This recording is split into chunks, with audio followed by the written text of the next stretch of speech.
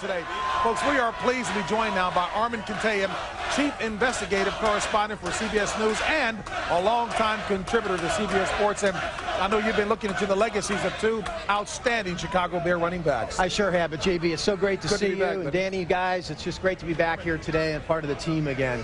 You know, if one position has defined the Chicago Bears offense over the years, it's running back. Today, it turns out two very different men from very different times have formed an unshakable bond in life and death with a city that never forgets. If skylines serve to define a city, so too does a team. Here, the collective strength of all the buildings, the people, reflect a connection with two former Bears who transcend the passage of time. It's not that often that you pass away and you become bigger than life. My memories of him are really the memories that other people have given me.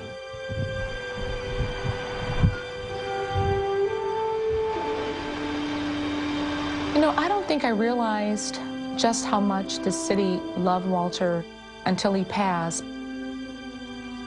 You know, he was just a very giving person, and he loved Chicago. He loved Chicago. Today, they stand together, different yet the same. Favorite son stolen away from a loving community, far too young. Walter Payton, Brian Piccolo. One, a high-flying 80s Superman who missed one game in 13 years. The other, a hard-charging free agent whose colorblind friendship with Gale Sayers became a 70s song about Brian that still moves one to tears. Talk to me, Magic. The test show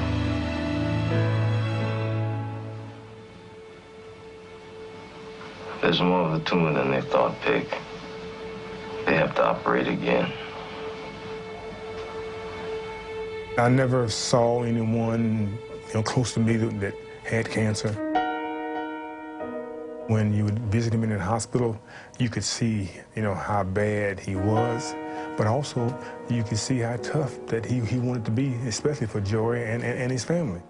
One thing that I've convinced myself of is it's not an easy fight, and it's not a short fight. I know it's going to take time, but hell, I got lots of time.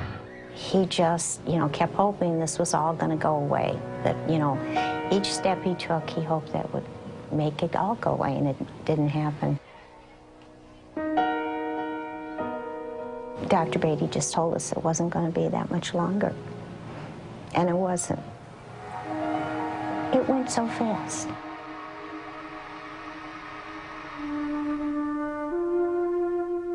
When God said, I'm going to make a football player, he chiseled my dad out of rock and said, this is what it's like.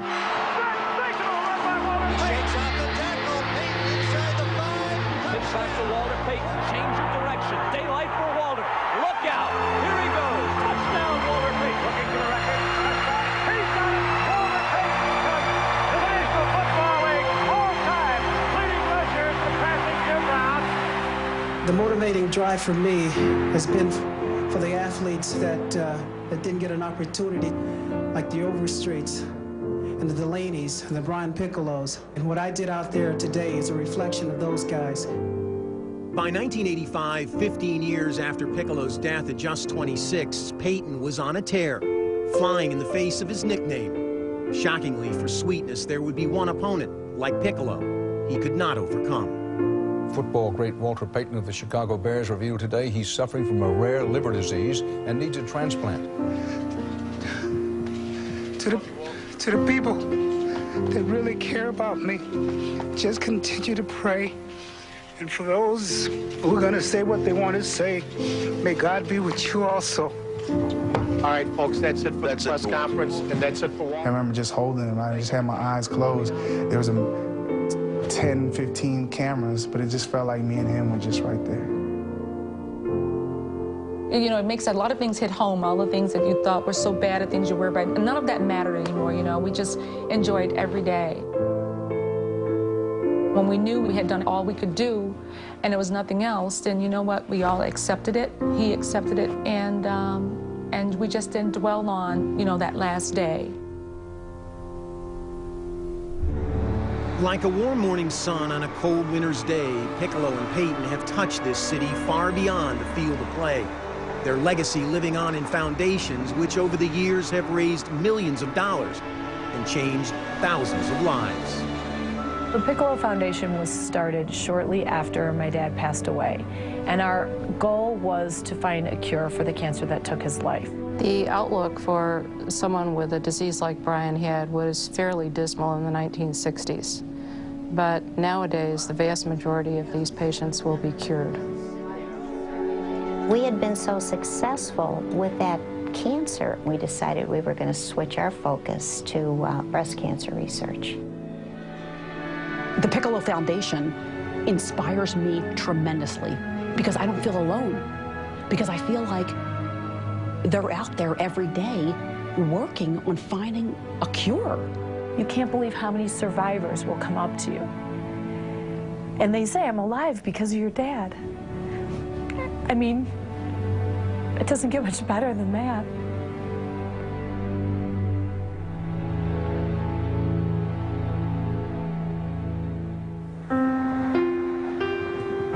The Walter Payton Foundation started in the mid-'80s. We work with the Department of Children and Family Services in Chicago.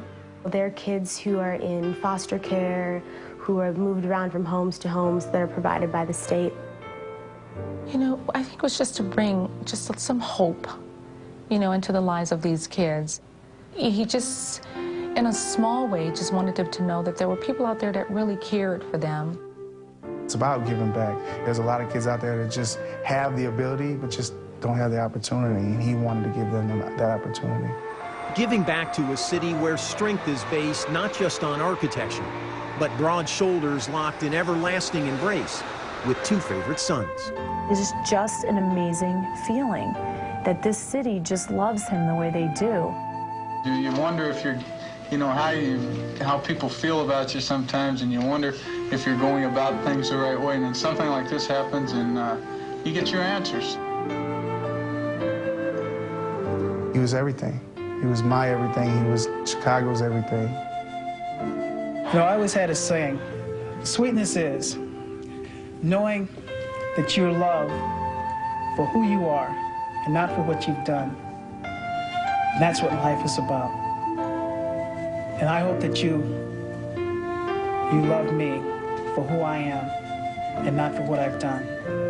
Thank you.